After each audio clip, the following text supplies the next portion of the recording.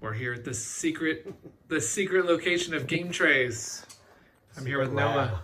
Yeah, it's a secret lab of Noah Adelman and GameTrayz. And what we have on the table is Dwellings of Eldervale goodness. And first we're going to find out.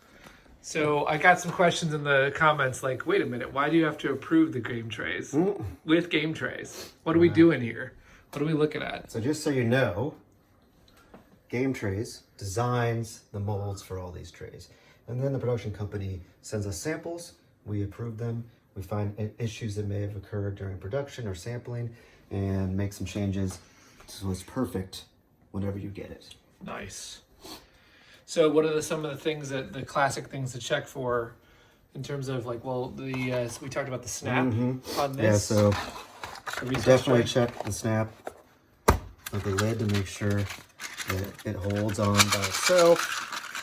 You know, there's no looseness. You went to China to make sure they got this too, right? Yeah. So I visited the production company and went over a lot of these things that I look for, at least when I'm checking the tray. So once the lid snaps on, now I check to see if the design holds pieces in how I expected them. Nothing, yeah.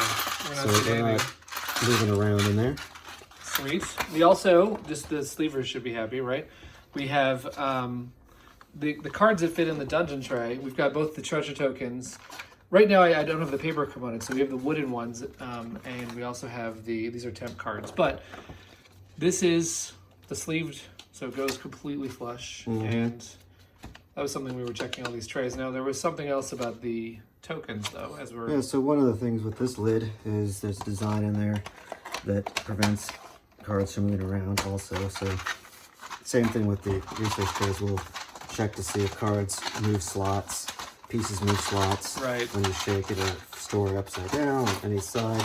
Sure. And one thing we notice is that everything, the cards are perfect, but some of these tokens, although staying in their correct slots, sometimes rotate around. Right. So one of the things that I would do in this case is go back and look at the mold design for these slots and double check the thickness and dimensions of the tokens compared to what I designed the tray for, and then adjust it if necessary. Great. So we looked at some of the one of the exciting ones to me is this player tray where we're talking about the snap and everything about that. We're making minor changes to just a little bit here and there, but these came out great.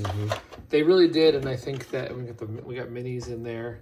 There's actually a couple places where the bigger minis fit in the base tray, and we've got all sorts of fun things to discover, including I heard there's a hidden mini in here. I don't know anything about that, but what?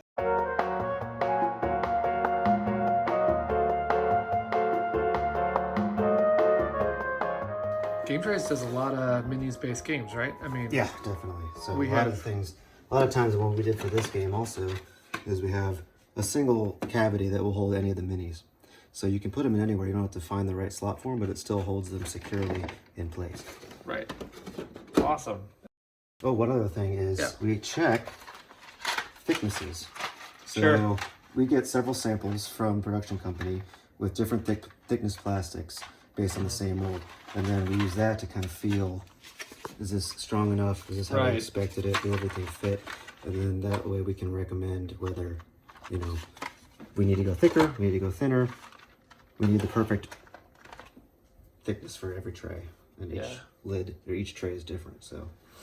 Thank you, Noah at GameTrayz. And you guys got a sneak peek of the secret lab. And we'll be excited to bring this to your table. Come soon.